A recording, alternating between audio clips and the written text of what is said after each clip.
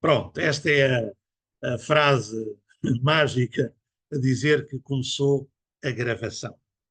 Sejam todos muito bem-vindos, aqueles a quem já saudei pessoalmente ou individualmente e todos os outros.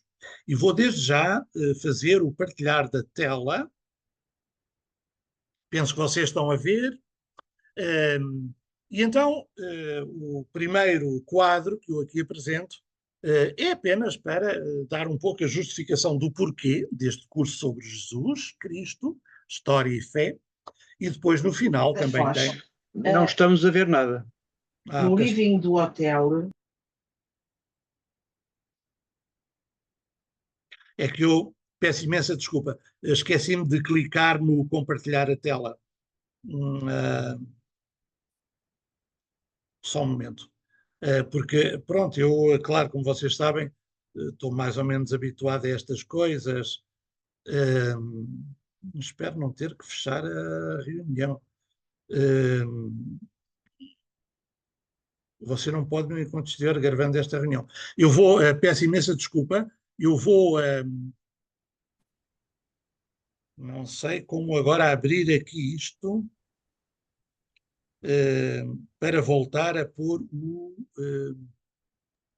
Só um momento, talvez. Só um momento, só um momento. Só um momento. Creio que sim, creio que estou a conseguir.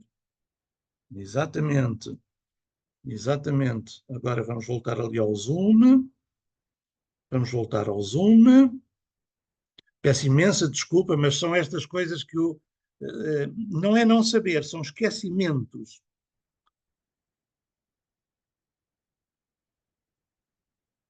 Eu penso que agora já estarão a ver.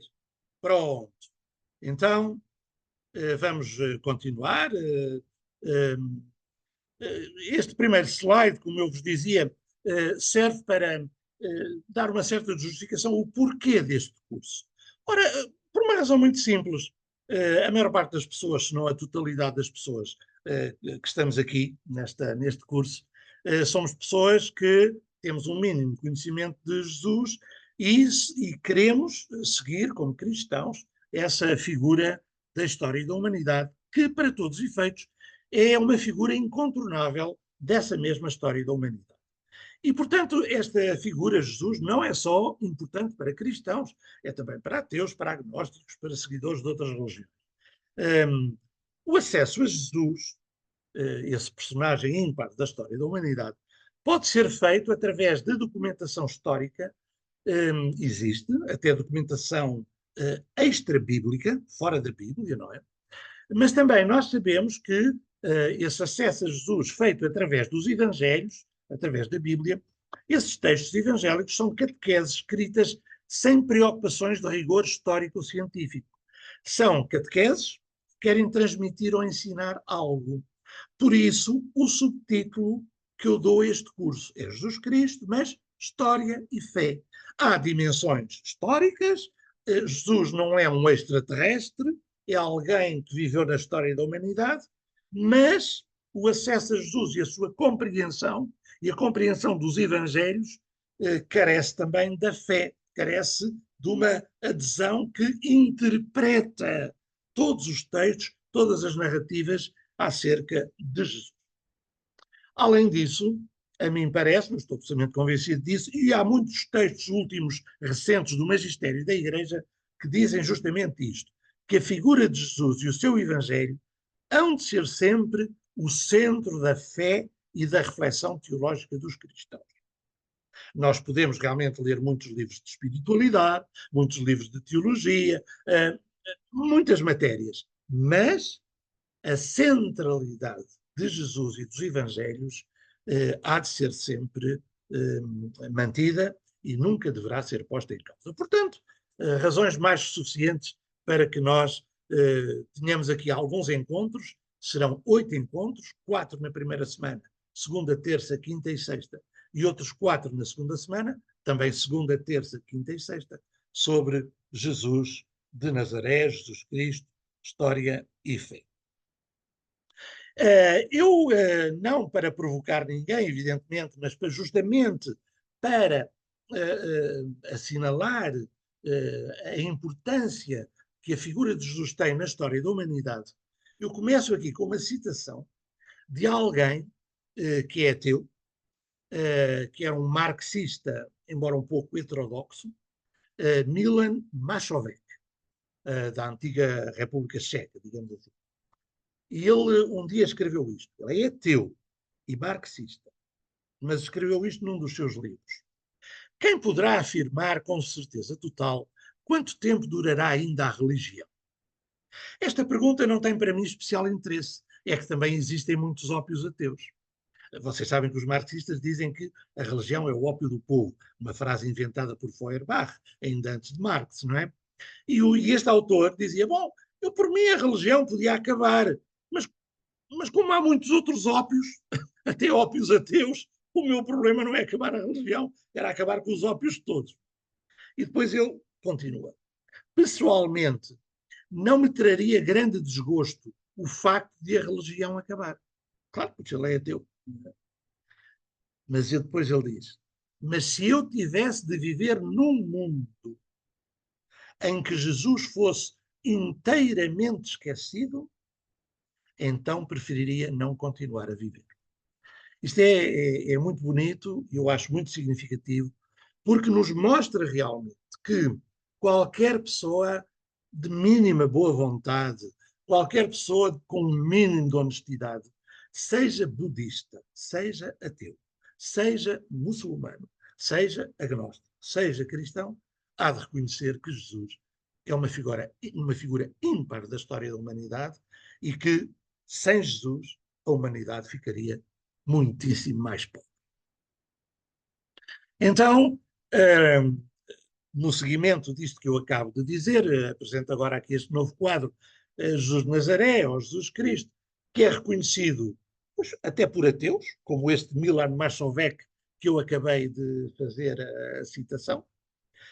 É um homem também, um personagem, Jesus, elogiado pelas religiões. Praticamente todas as religiões têm um grande respeito para Jesus, mesmo a religião judaica, que teve um contencioso histórico com Jesus e com o cristianismo, tem hoje grandes pensadores judeus que falam da importância de Jesus e que fazem até interpretações muito interessantes sobre a figura de Jesus. Portanto, Jesus é alguém reconhecido por ateus, elogiado pelas religiões, para todos os efeitos, quer para crentes ou para não crentes, para pessoas da Ásia, da América, da África ou da Europa, Jesus Cristo é o marco da contagem universal do tempo. Mas não é que isto seja muito importante, isto é cultural e pode mudar a qualquer momento, não é? Mas, de facto, nós contamos o tempo antes de Cristo e depois de Cristo, não é? Portanto, para todos os efeitos, objetivamente, há aqui uma importância enorme da pessoa de Jesus. E depois continua a ser um objeto imenso das artes, das filosofias, tudo que se vai produzindo acerca de Jesus. Eu ainda anteontem vi na internet numa entrevista, um encontro pessoal que o grande cineasta Martin Scorsese fez com o Papa Francisco.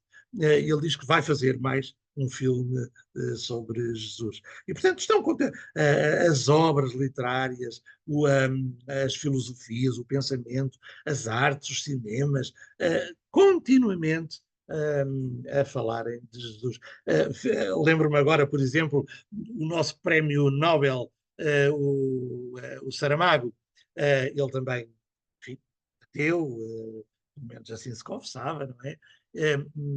E até às vezes tentando ironizar ou até ridicularizar ou ser um pouco cínico em relação à religião cristã, mas há uma coisa que é certa. Não há livro do Saramago que não toque em Jesus ou na religião cristã. É extraordinário. E, portanto, cá está. Jesus, uma figura incontornável da nossa história. Agora, nós, como digo, pelo menos 95% das pessoas que aqui estamos neste curso somos cristãos, nós queremos abordar Jesus com outro tipo de aprofundamento. O nosso programa é este, vocês viram nos cartazes que foram enviados. Hoje olharemos para os evangelhos de infância e para o batismo de Jesus, o seu significado. No próximo dia, amanhã, a pregação do reino. Na quinta-feira, os milagres de Jesus. E na sexta-feira, a relação com o Pai e a autoridade de Jesus. A autoridade de Jesus vem justamente dessa íntima relação com o Pai. Na próxima semana, teremos também, na segunda-feira, as despedidas de Jesus. Na terça, o processo histórico da morte e o significado da cruz. Na quinta-feira, a ressurreição. E na sexta-feira, dia 25, para terminar, o messianismo e os títulos cristológicos, os títulos que são dados a Jesus nos Evangelhos, no conjunto do Novo Testamento. Até o primeiro título não aparece nos Evangelhos. O primeiro título dado a Jesus, o mais antigo, é Kyrios, significa Senhor, que aparece nas cartas de Paulo. Mas enfim, isso depois logo veremos. Portanto, 4 sessões em cada semana, com a exceção das quartas-feiras. Nem nesta quarta-feira, nem na quarta-feira da próxima semana há este curso. Então, começaria por falar de Jesus com alguns dados históricos. Eu volto a dizer, para quem é cristão, esta matéria não é decisiva, não é muito importante. O importante é a interpretação e o recolher dos ensinamentos que Jesus terá dado. Mas, para todos os efeitos, olhando para essa figura importante, importantíssima da história da humanidade, que é Jesus, convém lembrar que há alguns dados históricos que são bastante fiáveis. Hoje há muito estudo já nesta perspectiva histórica sobre Jesus. Em primeiro lugar, dizer que há referências em documentos históricos extra-bíblicos a Jesus. Portanto, Jesus não é uma invenção de umas pessoas religiosas que escreveram o Novo Testamento, essa parte da Bíblia. Não.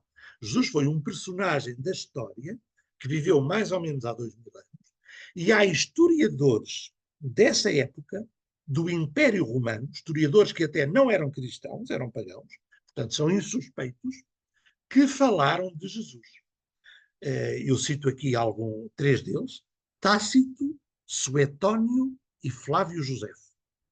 Tácito, por exemplo, numa obra que se chama Os Anais, diz a uma certa altura: o nome de cristãos vem de Cristo, que foi crucificado na Judeia por Pôncio Pilatos e no tempo do imperador Tibério.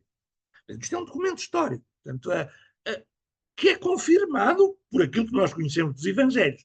Mas isto são documentos de historiadores, não é? Tem um outro tipo de valor também. Quanto a Suetónio é um historiador também, já da segunda metade do século I, e ele tem um livro chamado A Vida de Cláudio. Cláudio foi um imperador. E nessa história da vida de Cláudio, ele, a uma certa altura, diz que Cláudio teve que expulsar os judeus de Roma, o que é confirmado, por acaso, pelo livro dos Atos dos Apóstolos, no capítulo 18, versículo 2. Cláudio, o imperador, expulsou os judeus de Roma porque andavam em tumultos entre eles, os judeus, por causa de um tal Cristo. Quer dizer, havia uns judeus que eram por Cristo e outros contra Cristo. E o Cláudio achou que eles estavam a fazer demasiada confusão e expulsou todos os judeus de Roma por causa da discussão sobre um tal Cristo. Quanto a Flávio Josefo era um judeu, mas com título de cidadão romano. E Flávio Josefo escreveu bastantes obras e escreveu, sobretudo, uma obra em vários volumes chamada Antiguidades Judaicas. Ele, como era judeu, fez a história do povo judeu. E a uma certa altura, ele fala por 2 vezes em Jesus, chamado o Cristo, que foi crucificado por Pôncio Pilatos. E também fala do seu irmão Tiago, que mais tarde foi condenado por Anás e o Sinédrio à lapidação. Portanto, Tiago, um irmão de Jesus. É aquele que nós pensamos que era o primo de Jesus. Bom, portanto, documentos históricos que nos falam da historicidade da pessoa de Jesus. Ele não é um extraterrestre. Segundo dado que aqui comento, e brevemente, como digo, isto não é o mais importante acerca de Jesus. E eu também volto a dizer, eu não gostava de exceder os 45 minutos em cada uma das sessões. Vamos ver se o consigo. Quanto à data do nascimento de Jesus, nós hoje temos grandes probabilidades de poder dizer que Jesus nasceu no ano 6 ou 7 antes de Cristo, segundo a nossa contagem. Portanto, Jesus não teria nascido há 2024 anos, mas sim há 2030 ou 2031 anos. E porquê? Porque esta contagem do tempo que nós temos hoje foi inventada por volta do ano 500 por um historiador cristão, um monge chamado Dionísio, é conhecido por Dionísio o Pequeno, porque há um Dionísio maior, mais importante, logo do princípio do cristianismo. Bom, então este historiador, Dionísio Pequeno, faz uma história do Império Romano, que era, nessa altura, até o ano 500, era por aí que se contava a história, os anos da história. E ele faz uns cálculos e diz que Jesus nasceu no ano 753 ou 754 do Império Romano, da história de Roma. Da história de Roma. Não é bem do Império Romano, é da história de Roma. Ora, nós hoje sabemos, hoje, já desde há bastante tempo, que o Dionísio Pequeno se enganou e que há um engano de 6 ou 7 anos e, portanto, Jesus nasceu certamente, foi no ano 747 da história de Roma, o que vai dar o ano 6 ou 7 antes de Cristo.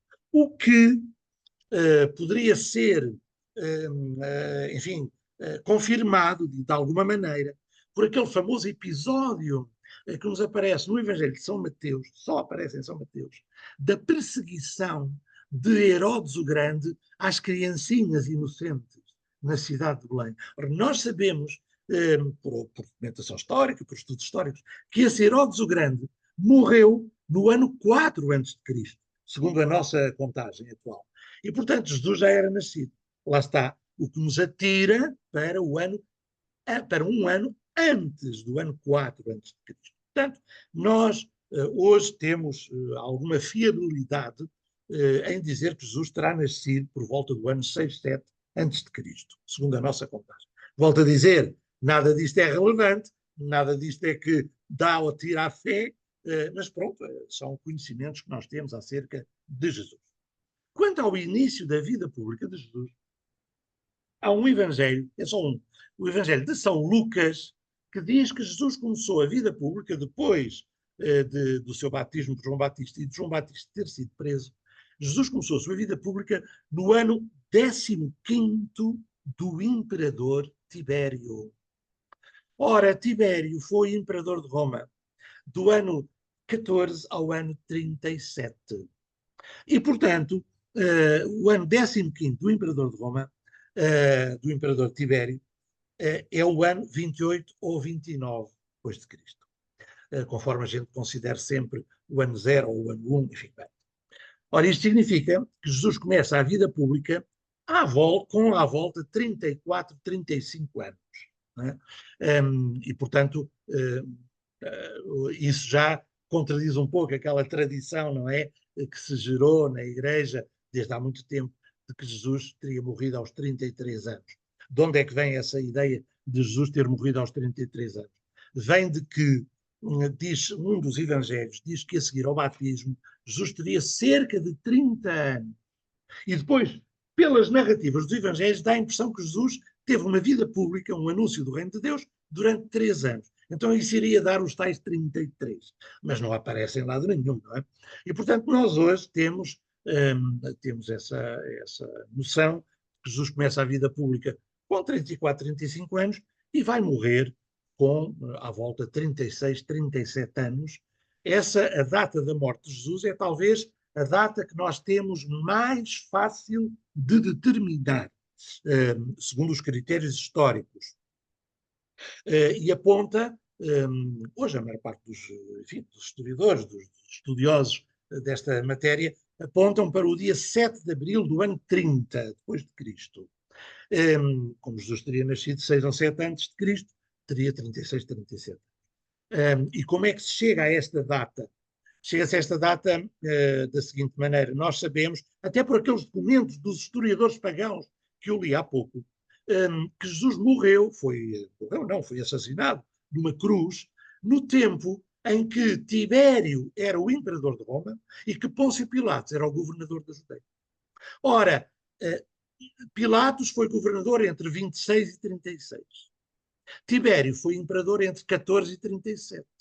Ora, os anos que são denominador comum destes dois, Tibério e Pôncio Pilatos, são os anos 26 a 36. Portanto, Jesus morreu entre o 26 e 36. Isso está certo. Isso é inquestionável. Ora, nós sabemos que Jesus morreu numa Páscoa. Ora, o ano em que é Páscoa, o 14 de Nisan, corresponde realmente uma sexta para um sábado, é o ano 30. E fazendo os cálculos, segundo o mês de Nisan, o 14 de Nisan, que apanha uma parte de março e uma parte de abril dos nossos meses hoje, europeus, esse mês de Nisan judaico, fazendo as contas, daria o dia 7 de abril do ano 30. Volto a dizer, nada disto é decisivo para a fé, ou para aumentá-la, ou para perder a fé. Mas são dados que nós temos e de muitos estudos que têm sido feitos sobre Jesus. Passaria agora à consideração, tema um bocadinho diferente, dos evangelhos da infância. Há 2 dos 4 evangelhos que têm os chamados evangelhos da infância, que falam de Jesus enquanto menino Jesus. O nascimento de Jesus e o menino Jesus. São o evangelho de São Mateus e são o evangelho de São Lucas. São Marcos e São João não falam do Jesus pequenino, só falam do Jesus já adulto. Bom. Mas Mateus e Lucas, cada um fala do nascimento de Jesus à sua maneira, para ensinar coisas próprias que cada um deles tinha interesse. São Mateus era judeu, nome Levi, não é? Era judeu, e em princípio escreveu o seu evangelho mais para comunidades judaicas, judias. Então qual é o interesse de São Mateus? Embora o seu evangelho seja para toda a gente, ele quer sobretudo demonstrar que Jesus é o judeu por excelência. Jesus é o descendente dos pais, dos antepassados judeus, e é o judeu por excelência. Por isso, quando ele faz a genealogia de Jesus, quando ele constrói a árvore genealógica, ele recua de Jesus para trás até chegar a Abraão. Porquê? Porque Abraão é que é o pai dos judeus, é o pai da nação judaica. Vamos ver que São Lucas, ao recuar nas gerações antes de Jesus, não vai até Abraão, vai até milhões de anos antes, vai até Adão. Porque São Lucas não quer demonstrar que Jesus é o verdadeiro judeu. Não. Jesus quer mostrar que Jesus é o protótipo de toda a humanidade, não apenas dos judeus. Portanto, na genealogia de Mateus, tudo começa com Abraão, o pai dos judeus. Na genealogia de Lucas, tudo começa com Adão, a humanidade. Jesus vem a ser o novo Adão, o protótipo da humanidade. Além disso, por causa dessa perspectiva judaica, São Mateus dá muita importância à figura de José, descendente de David, né? E fala do sonho de José, e fala depois de José a fuga para o Egito, a levar a sua mulher Maria, o menino Jesus. E também o Evangelho de Mateus, pois está cheio destas alusões ao Antigo Testamento. Também, porque era o livro dos judeus, não é? A lei e os profetas. Também nos Evangelhos de infância de São Mateus aparece o episódio dos magos e da Epifania. Só aparece em São Mateus. Em mais nenhum dos outros 3 evangelhos aparece a história dos magos. Não são reis, são sábios. E aí, São Mateus como que faz uma correção à descendência judaica de Jesus para dizer que Jesus, sim, ele é o protótipo dos judeus, mas ele veio para toda a humanidade, representada pelos 3 magos que vêm de longe, de todas as partes do mundo, para adorar o menino Jesus. Quanto à perspectiva de Lucas, volto a dizer, ela é universalista.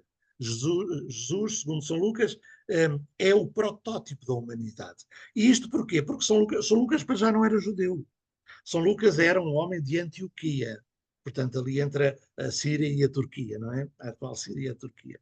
Ele era de Antioquia, ele era um médico, também um pintor, grande pintor. Sabemos isso, pintou um quadro de Nossa Senhora famoso. Bom,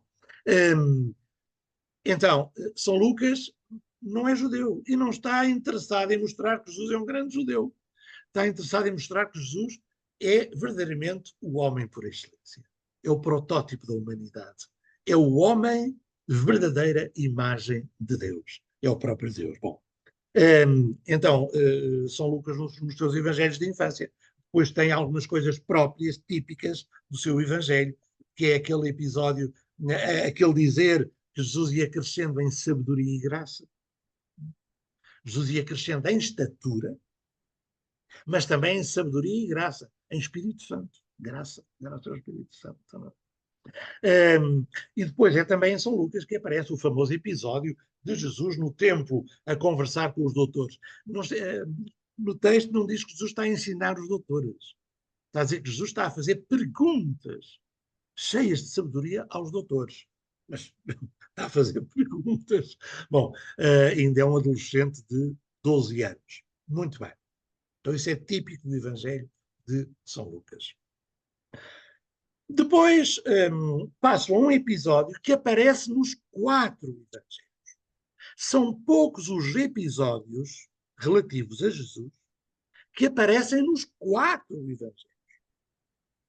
A morte de Jesus é um deles. A crucifixão, o processo, isso aparece. Outro que aparece é o batismo. Os 4 evangelhos falam do batismo de Jesus e dizem que Jesus foi batizado por João Batista. João Batista era um místico, era um homem que, em princípio, teria participado numa comunidade monástica dos essénios, portanto, gente que se dedicava à oração, ao jejum, à abstinência, ao sacrifício, à austeridade, portanto, cultivava essa espiritualidade. E João Batista, a uma certa altura, começa a fazer pregação pública e a fazer um batismo de conversão e penitência. E diz que milhares de pessoas iam ao batismo de João Batista. Ora, a primeira pergunta que nós nos podemos fazer é esta: mas se o batismo de João Batista era para a conversão e para o perdão dos pecados, por que é que Jesus vai ao batismo de João Batista? Se Jesus não tinha pecados. Ora bem, o texto do batismo de Jesus é riquíssimo. Aquilo é um texto construído, como já vamos ver, a partir de imensas citações do Antigo Testamento e com imensos ensinamentos. Portanto, é um texto realmente paradigmático. É um texto que nos fala do início da vida adulta e pública de Jesus para já dizer o que é que vai ser toda a vida dele. Bom, em primeiro lugar, eu destaco o que está aí na linha A. Jesus vai ao batismo de João Batista não por ser pecador, não por necessitar de uma água purificadora dos seus pecados, mas porque quer ser solidário com os pecadores. Então Jesus põe-se na fila, porque Jesus veio ao mundo para viver com os seres humanos que são pecadores, para ser solidário com eles, para estar no meio deles. Foi o que, aliás, Jesus fez toda a sua vida. Estar no meio dos pecadores. Ser solidário com os pecadores. Depois, diz o texto do batismo, os céus abriram-se. Esta expressão aparece várias vezes no Antigo Testamento. Eu tenho aí a citação de Isaías, 2 de Isaías e uma de Ezequiel. Vocês lembram-se que no Natal há aquele famoso texto, nuvens, aos céus choveio justo, céus do alto orvalhai, não é? Os céus abriram-se para nascer o justo. Os judeus tinham a noção de que o céu era uma espécie de um teto. Havia até águas por cima dos céus, e quando Deus queria que fizesse chover, abria buracos no céu e caía a chuva. E então os judeus dizem poeticamente, nessa espera do Messias, do enviado de Deus, ó Deus, abre os céus e deixa de ser o justo, deixa vir o justo, deixa vir o Messias até nós. Então, os céus abriram-se, essa expressão que aparece no batismo de Jesus, remete-nos para essas citações do Antigo Testamento, em que essa expressão significa que Deus envia um mensageiro. E, portanto, no batismo já estamos a dizer que Jesus é o enviado de Deus. Depois, no texto diz-se, não em todos os evangelhos, mas em alguns se diz que o Espírito Santo desceu, no batismo, desceu sobre Jesus como uma pomba. O Espírito Santo não é uma pomba, costumo eu sempre dizer. Nem o texto diz que é uma pomba. Diz que o Espírito Santo desceu como uma pomba. No Novo Testamento, o Espírito Santo é comparado a muitas imagens. Jesus, por exemplo, comparou o Espírito Santo ao vento. São Lucas, nos Atos dos Apóstolos, compara o Espírito Santo a línguas de fogo que ficaram por cima da cabeça dos apóstolos. Aqui, os textos evangélicos comparam o Espírito Santo a uma pomba. Mas o Espírito Santo não é nem pomba, nem vento, nem fogo, quer dizer, ou chama. O Espírito Santo é Deus. É Deus. Então, aqui está uma imagem, uma comparação, uma figura de estilo. O Espírito Santo poisou sobre Jesus como uma pomba. Como alguém que vem trazer a paz e que vem trazer a sabedoria de Deus para que Jesus comece a desempenhar uma missão. Nunca nos esqueçamos que Jesus começa a vida pública de pregação do reino de Deus a seguir ao batismo. Ele recebe o Espírito Santo e depois começa uma vida pública, uma vida de pregação. Atenção ao que diz São Lucas.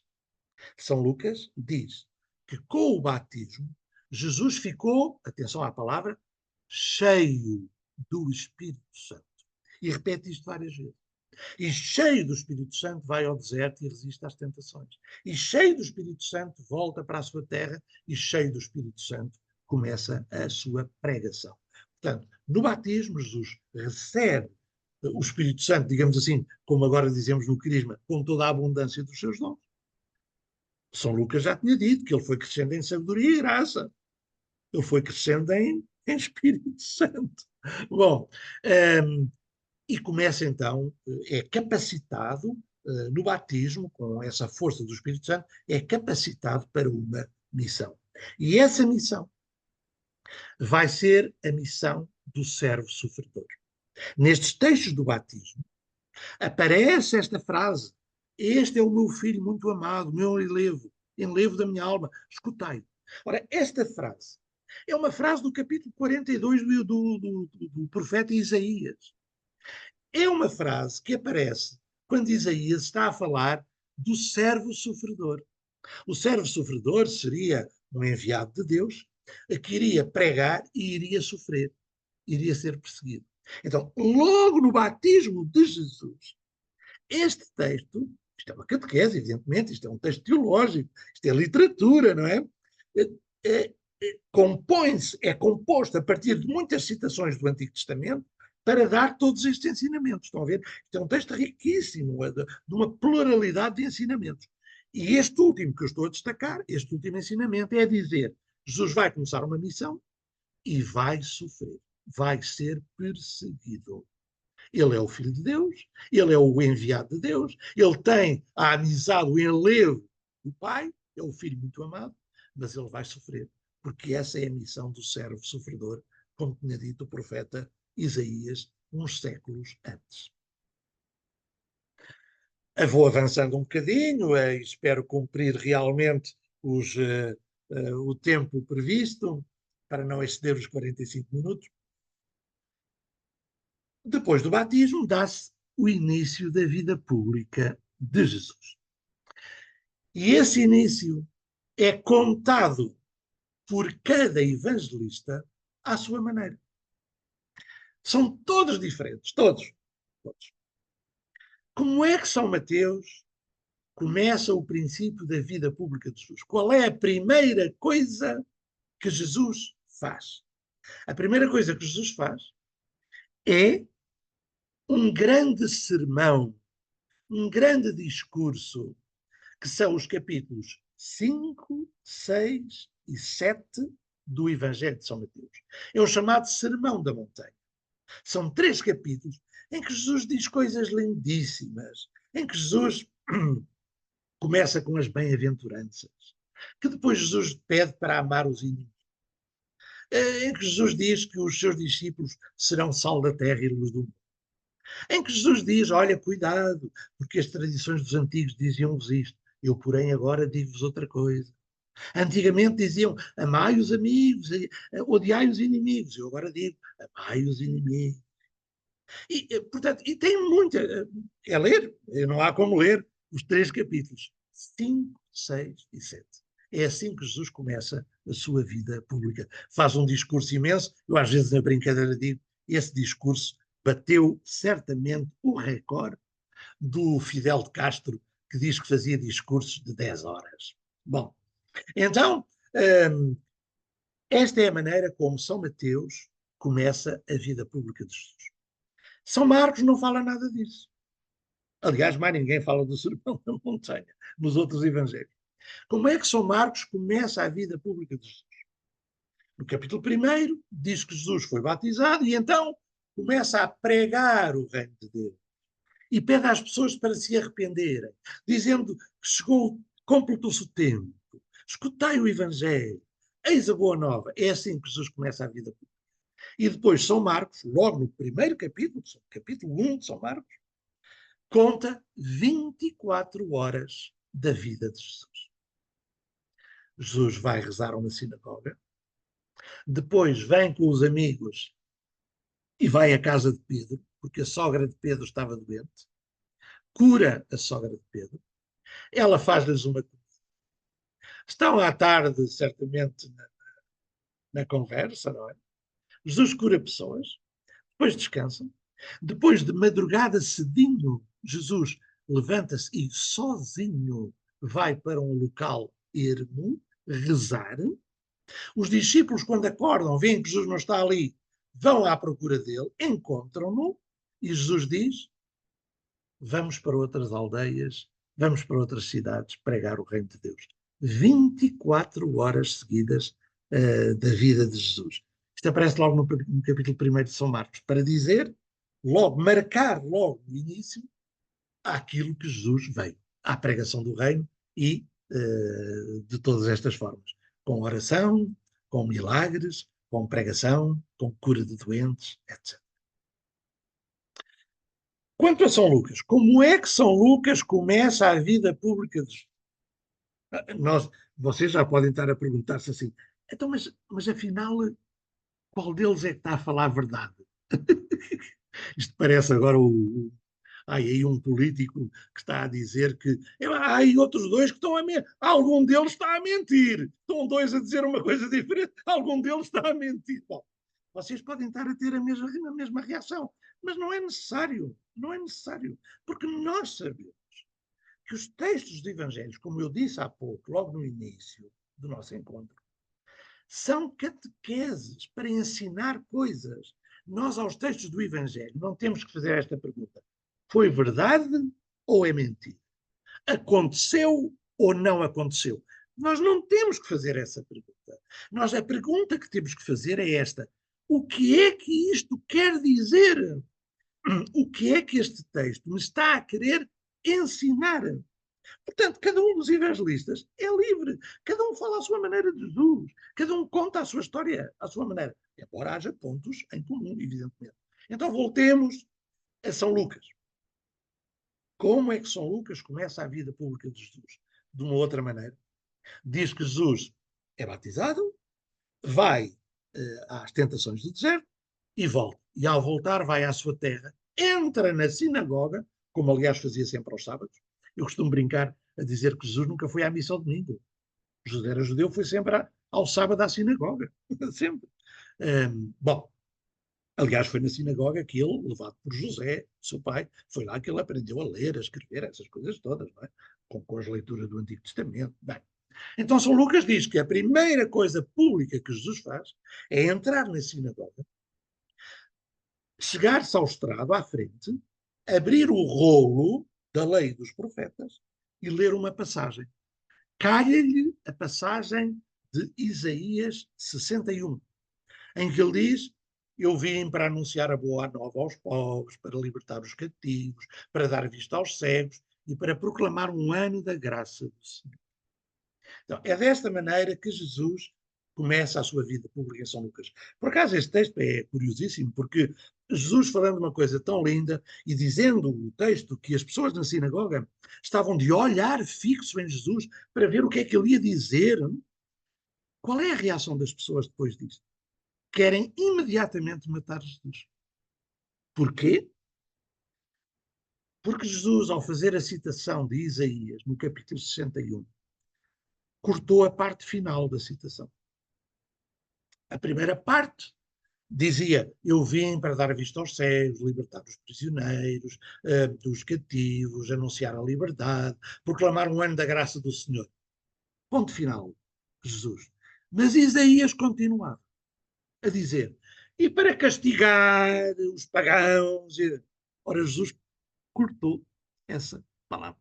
Jesus não quis dizer que vinha para anunciar o castigo de Deus contra os pagãos. Ora, os judeus não gostam disso, não gostam que se fale bem dos seus inimigos, digamos assim. E então diz São Lucas que imediatamente o quiseram matar, logo no princípio. Bom, mas isso é outra história, como diz o povo, são outros 500, deixem-me usar esta linguagem corriqueira e pouco académica. O que São Lucas quer, portanto, dizer é que Jesus começa a sua vida pública com a explicação da palavra de Deus, com o assumir-se como o Messias que tinha sido anunciado por muitos dos profetas e como um grande libertador. Quanto a São João, como é que São João começa a vida pública de Jesus? De uma forma curiosíssima. São João tem o capítulo 1, que é o prólogo, não é? Que diz que a luz veio ao mundo, os homens não aceitaram a luz, os homens quiseram as trevas. Veio um homem, que era João Batista, que não era a luz, mas veio para dar testemunho da luz. Pronto, isto é o prólogo. Capítulo 1. Uma reflexão, uma filosofia. Depois, então, no capítulo 2, começa a vida pública de Jesus. Qual é a primeira coisa que Jesus faz? É ir a umas bodas em Canaã da Galileia, e em fazer um milagre de transformação da água em vinho. Reparem, os outros 3 evangelhos, Marcos, Mateus, Lucas, ninguém toca neste assunto, ninguém refere as bodas de Canaã, o milagre da água em vinho, ninguém. Só São João. O que desde logo nos faz pôr a orelha muito atenta, não é? Porque São João diz, nesse texto, este foi o primeiro milagre de Jesus. Foi o primeiro sinal. Ora, como é que, sendo um milagre tão espetacular, da mudança daqueles litros todos de água em vinho, e sendo o primeiro milagre de Jesus, como é que São Marcos, São Mateus e São Lucas não tocam no assunto? Aqui há gato. Aqui há qualquer coisa que não é fácil de entender. E, portanto, nós não nos interessa discutir muito sobre veracidade ou não destas coisas. Agora, temos é que nos perguntar qual é o significado deste texto. E este texto das bodas de Caná tem imenso significado. Por exemplo, de que Nossa Senhora, no princípio da festa, não está com os discípulos de Jesus, mas no fim da festa já sai do casamento, das bodas, com Jesus e os discípulos. Nossa Senhora teve que fazer também um processo ali, teve que fazer ali uma mudança. Ela, durante um tempo, assumiu-se como mãe de Jesus, para dar ordens a Jesus. Depois percebe que ela tem é que se pôr à escuta do filho. Quem vai dar ordens é o filho. Isso é que nas bodas de Caná, Jesus ainda lhe diz: mulher, o que é que nós temos com isso? Ainda não chegou a minha hora. Bom, quando Nossa Senhora lhe diz: olha que eles não têm vinho, como quem diz, resolve-vos o assunto, não é? Então, Nossa Senhora, este texto, por exemplo, ensina isto, que Nossa Senhora é protótipo de todo o discípulo, todo o cristão. Todos nós temos que fazer uma caminhada de entrar no discipulado de Jesus. Nossa Senhora fez essa caminhada. Mas este texto, por exemplo, ensina outra coisa importantíssima. É que nos casamentos e na vida em geral de todas as pessoas pode faltar o vinho. Pode faltar o vinho. O vinho na Bíblia é sempre um sinal de alegria. Nos casamentos pode faltar a alegria. E na vida de cada um de nós pode faltar. E Jesus está lá nas bodas, Jesus está lá no casamento para não deixar acabar o vinho. Para não deixar acabar a alegria. É outro ensinamento lindíssimo deste texto. Mas eu agora não queria propriamente estar a debruçar-me sobre os ensinamentos destes textos. Estava apenas a lembrar como é que os 4 evangelhos, cada qual à sua maneira, começa a vida pública de Jesus. E penso que, embora já tendo passado 1 minuto ou 2 dos 45, penso que era isto que eu tinha para partilhar hoje convosco. Momento, exatamente. Vou interromper então o partilhar da tela. Eu estou aqui com um problema no meu rato. Muito bem. E pronto. Portanto, a minha primeira conversa sobre Jesus era esta. Estamos na hora. Eu desativei o som, mas se alguém neste momento quiser dizer alguma coisa, dar uma palavra, um comentário, uma crítica, uma ideia, poderá fazê-lo de forma breve para depois não nos alongarmos também demasiado. Alguém quer dar uma palavra? Vou ouvir o Francisco, o Zé Carlos Gomes da Costa. Ui, aqui o laicado. Jesus, muito bem. A Madalena. Sim, senhor. O Rui Madeira, que já o ano passado também vinha assim, senhor. Muito bem. O João Salles Luís. Pronto, ficamos por aqui. Amanhã encontramos mais ou menos à mesma. Está bem? É um gosto estar convosco e vocês têm essa paciência de me escutar. Boa noite para todos, está bem? Boa noite, até amanhã. Obrigada. Amanhã. Boa noite, obrigado. Obrigada.